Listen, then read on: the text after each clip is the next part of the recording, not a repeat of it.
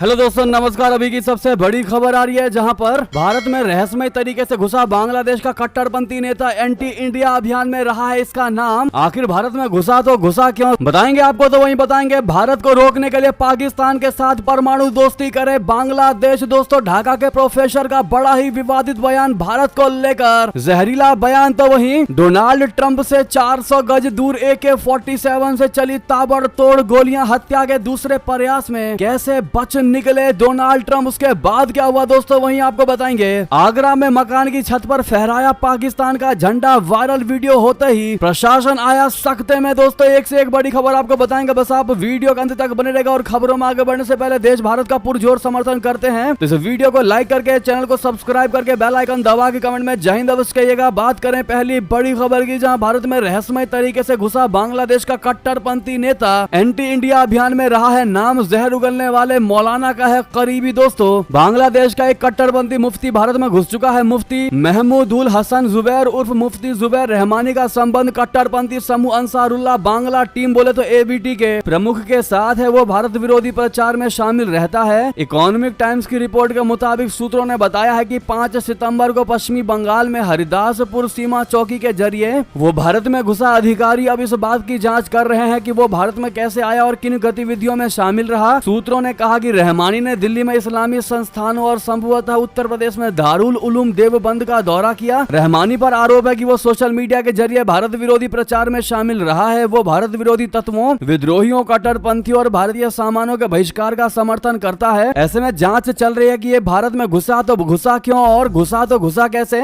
इतना ही नहीं दोस्तों, आपको बता दें, ढाका के प्रोफेसर का विवादित बयान, कहा भारत को रोकने के लिए पाकिस्तान के साथ परमाणु दोस्ती करे बांग्लादेश। दरअसल बांग्लादेश के ढाका यूनिवर्सिटी के प्रोफेसर शाहिदुज्जमा का विवादित बयान सामने आया है। कहा कि भारत की मानसिकता बदलने का एकमात्र तरीका पाकिस्तान से बांग्लादेश परमाणु समझौता करे। आगे कहा कि भारत की धारणा को बदलने के लिए सही जवाब ये होगा कि हम परमाणु सक्षम बन जाएं। प्रोफेसर शाहिदुज्जमा का ये बयान तब सामने आया जब बांग्लादेश की राजनीति में कई बदलाव हो रहे हैं और भारत बांग्लादेश संबंधों पर चर्चा गर्म है। अपने बयान में प्रोफेसर शाहिदुज्जमा ने कहा कि बांग्लादेश को भारत के खिलाफ अपनी रणनीति को मजबूत करने के लिए पाकिस्तान के साथ परमाणु समझौता करना चाहिए। उन्होंने कहा कि बांग्लादेश को परमाणु सक्षम बनना चाहिए, जिसका मतलब ये नहीं कि बांग्लादेश खुद एक परमाणु शक्ति बने, बल्कि पाकिस्तान से परमाणु सहयोग लेकर भारत के खिलाफ रणनीतिक बढ़त हासिल करे। यानी कि दोस्तों, कहीं ना कहीं ढाका के इस प्रोफेसर का ये बयान दर्शाता है कि वो भारत के साथ युद्ध जैसे संबंध चाहता है। यानी कि बांग्लादेश में शेख हसीना की सरकार बदलने के बाद अब जितने भी भारत विरोधी नेता है, मंत्री है या फिर नागरिक है, वो भारत के खिलाफ ही बोलते नजर आ रहे हैं। अब उनके पंख लगते दिखाई दे रहे हैं। दोस्तों, ऐसे में कैसे इनके पंखों को कुतरा जाएगा, ये देखने वाली बात रहेगी। क्या एक्शन लेगा अपना भारत, सबसे पहले आपको बताएंगे। साथ ही साथ बता दें, मुइजू की तरह अब बांग्लादेश को भी भारत के खिलाफ जहर उगलने का मिला इनाम। इस देश ने $20 करोड़ की आर्थिक सहायता दे दी बांग्लादेश को। दोस्तों, बांग्लादेश के लिए अमेरिका ने खजाना खोल दिया है। अमेरिका ने ऐलान किया है कि वो बांग्लादेश को $20 करोड़ अमेरिकी डॉलर की आर्थिक मदद देगा। हाल ही में अमेरिकी प्रतिनिधि मंडल ने अंतरिम सरकार के मुखिया मोहम्मद यूनुस से मुलाकात की थी, जिसके बाद ये फैसला किया गया। इस पैसे का इस्तेमाल देश में सुशासन, सामाजिक, मानवीय और आर्थिक क्षेत्रों में सुधार के लिए किया जाएगा। इस पैसे का प्रयोग देश के विकास से संबंधित परियोजनाओं में भी किया जाएगा। साथ ही लोकतंत्र को मजबूत करने और युवाओं को सशस्त्र बनाने पर फोकस होगा। बांग्लादेश के वित्त मंत्रालय ने रविवार को एक प्रेस विज्ञप्ति जारी करके अमेरिकी मदद के बारे में जानकारी दी है। यानी कि दोस्तों, अब हर तरीके से ऐसा लग रहा है कि बस शेख हसीना को हटाने का प्लान था, हटाने की देरी थी। जैसे ही शेख हसीना हटी है, अब हर तरीके से बांग्लादेश के साथ वो होता नजर आ रहा है जो शेख हसीना के नेतृत्व में नहीं हो रहा था। दोस्तों, यानी कि भारत विरोधी ताकतें भी अब बढ़ती दिखाई दे रही हैं। तो वहीं बता दें, डोनाल्ड ट्रंप से 400 गज ही दूर AK-47 से चली ताबड़तोड़ गोलियां, हत्या के दूसरे प्रयास में कैसे बच निकले डोनाल्ड ट्रंप। बता दें, पूर्व अमेरिकी राष्ट्रपति और रिपब्लिकन उम्मीदवार डोनाल्ड ट्रंप 2 महीने में दूसरी बार जानलेवा हमला से बच निकले। 13 जुलाई को पेंसिल्वेनिया की रैली के बाद ताजा हमला रविवार दोपहर उनके ही एक गोल्फ क्लब में हुआ। घटना के वक्त ट्रंप गोल्फ खेल रहे थे। FBI का कहना है कि शुरुआती जांच से पता लगता है कि ट्रंप की हत्या का प्रयास किया गया, लेकिन वो सुरक्षित हैं। आरोपी और ट्रंप के बीच की दूरी करीब 400 गज की थी। संदिग्ध को AK-47 के साथ गिरफ्तार किया जा चुका है। बताया जा रहा है कि झाड़ियों में छिपे आरोपी और एक सुरक्षा कर्मी के बीच गोलीबारी हुई थी। ट्रंप ने हमले के बाद दिए पहले बयान में अपने समर्थकों से अपील की है कि किसी अफवाह पर ध्यान ना दे, मैं पूरी तरह सुरक्षित हूँ और कभी सरेंडर नहीं करूंगा। इतना ही नहीं दोस्तों, संदिग्ध को गिरफ्तार कर लिया गया है। अधिकारियों ने बताया कि पूर्व राष्ट्रपति पूरी तरह सुरक्षित हैं। जिस शख्स ने ट्रंप को जान से मारने की कोशिश की थी उसको लेकर बड़ा खुलासा हुआ है। पकड़े गए उस संदिग्ध का नाम रयान राउत है। न्यूयॉर्क टाइम्स से एक साक्षात्कार में कहा था कि वो तालिबान से बचकर आए अफगान सैनिकों को यूक्रेन के लिए भर्ती करना चाहता है। रयान राउत ने 2023 में ये बयान दिया था। उसने कहा था कि उसकी योजना उन्हें अवैध रूप से पाकिस्तान और ईरान के जरिए यूक्रेन ले जाने की है। उसने ये भी कहा था कि दर्जनों लोगों ने इसमें रुचि दिखाई है। वो ट्रंप का आलोचक रहा है। तो वहीं आपको बता दें, इतना ही नहीं, एलोन मस्क ने ट्रंप पर दोबारा हमले पर बयान देते हुए कहा कि कमाल है, कोई कमला हैरिस और बाइडेन को मारने की कोशिश क्यों नहीं करता, सिर्फ डोनाल्ड ट्रंप पर ही हमले क्यों होते हैं। दोस्तों, इस पर आपकी क्या राय है बताना मत भूलिएगा। तो वहीं बता दें, आर्मेनिया का सबसे बड़ा हथियार सप्लायर बना भारत। तुर्की और पाकिस्तान की चाल होगी फेल, टेंशन में अजरबैजान। जी हां, तुर्की, पाकिस्तान और इजराइल के हथियारों से लैस अजरबैजान की सेना के भीषण हमले के खतरे का सामना कर रहा आर्मेनिया अब भारत से जमकर हथियार खरीद रहा है। ये हथियार समझौता अब करीब $2 अरब तक पहुंच गया है। आलम यह है कि भारत अब आर्मेनिया का सबसे बड़ा हथियार निर्यातक देश बन गया है। आर्मेनिया ने साल 2020 में भारत से आकाश एयर डिफेंस सिस्टम खरीदा था।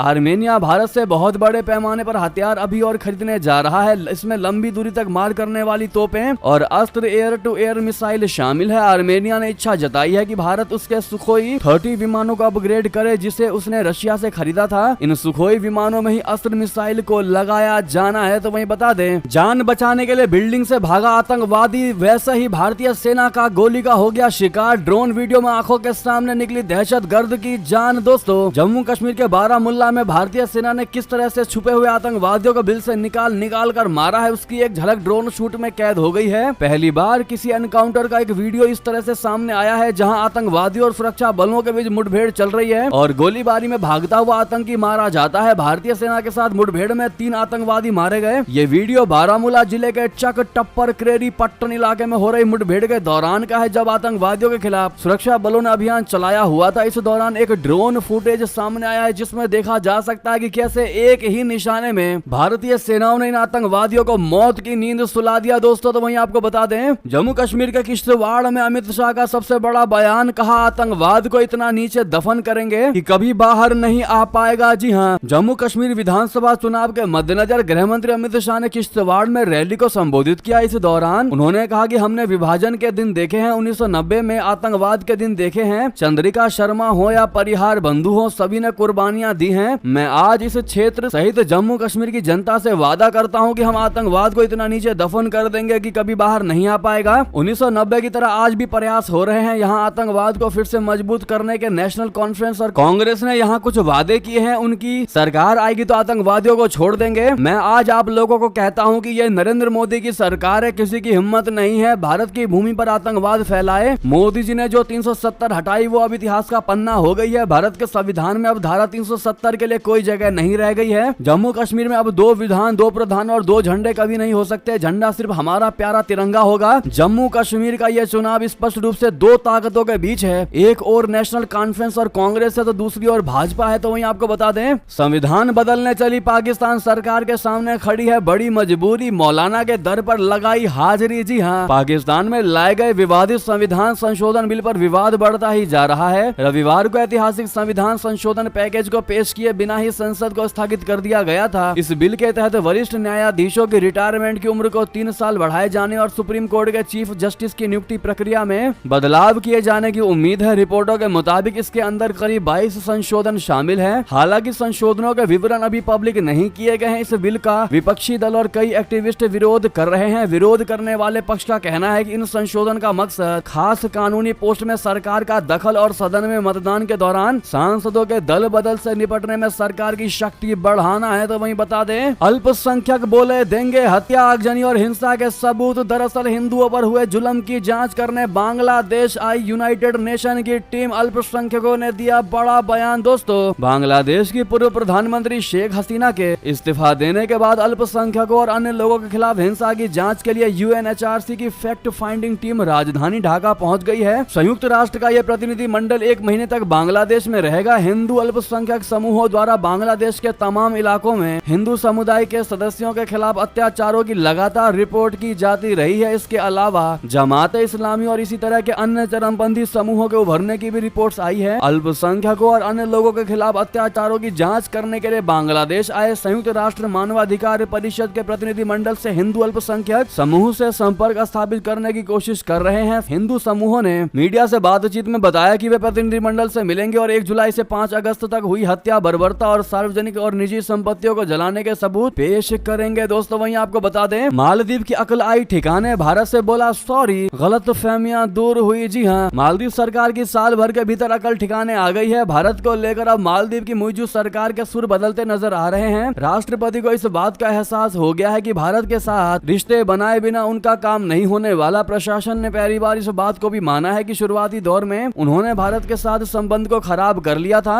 मालदीव के विदेश मंत्री मूसा जमीर ने कहा कि राष्ट्रपति मोहम्मद मुइजू के नेतृत्व वाली सरकार के शुरुआती समय में भारत मालदीव संबंध कठिन दौर से गुजरा है, लेकिन इस समय दोनों सरकार ने गलतफहमियां दूर कर ली हैं। विदेश मंत्री मूसा जमीर ने ये बात बीते शुक्रवार श्रीलंका की यात्रा के दौरान कही। जी हाँ, तो वहीं बता दें, भारत ने यागी तूफान से प्रभावित म्यांमार, वियतनाम और लाओस को भेजी मदद। जी हाँ, विदेश मंत्री जयशंकर जी ने रविवार को बताया कि ऑपरेशन सद्भाव के तहत सरकार ने म्यांमार, वियतनाम और लाओस को मानवीय सहायता भेजी है। भारतीय वायुसेना ने रविवार को अपने C-17 ग्लोब मास्टर विमान को वियतनाम यानी हनोई में ताइफून यागी के कारण हुई गंभीर बाढ़ के लिए राहत सहायता प्रदान करने के लिए तैनात किया। हिंडन एयरफोर्स स्टेशन पर C-17 टीम ने 35 टन की सहायता की, लोडिंग और समन्वय किया, जिसमें पानी की सफाई के सामान, पानी के कंटेनर, कंबल, रसोई के बर्तन और सौर दीपक शामिल थे। जी हाँ, तो वहीं आपको बता दें, आगरा में मकान की छत पर फहराया पाकिस्तान का झंडा। वायरल वीडियो में 3 लोग दिखाई दिए, केस हुआ दर्ज। दोस्तों, उत्तर प्रदेश के आगरा में एक मकान की छत पर पाकिस्तान का झंडा फहराया गया। इसका वीडियो पड़ोस के रहने वाले एक व्यक्ति ने बना लिया। छत पर झंडा लगाने वाले 3 लोग वीडियो में दिखाई दे रहे हैं। इनमें से 2 लोगों की पहचान का दावा किया जा रहा है। इस मामले में हिंदुत्ववादी कार्यकर्ता बंटी ठाकुर ने सदर थाने में केस दर्ज कराया है। मौके पर जब पुलिस पहुंची तो वहां से झंडा गायब था। पुलिस मामले की जांच करने की बात कह रही है। मामला रविवार शाम का है। बजरंग दल के कार्यकर्ता बंटी कुमार ने बताया कि थाना सदर शमशाबाद रोड राजपुर चुंगी क्षेत्र में एक मकान की छत पर पाकिस्तान के झंडे का वीडियो मिला था। ऐसे में दोस्तों, इन लोगों के खिलाफ क्या एक्शन होना चाहिए जो लगे कि देशद्रोह की यही सजा है। आप भारत में रह करके, भारत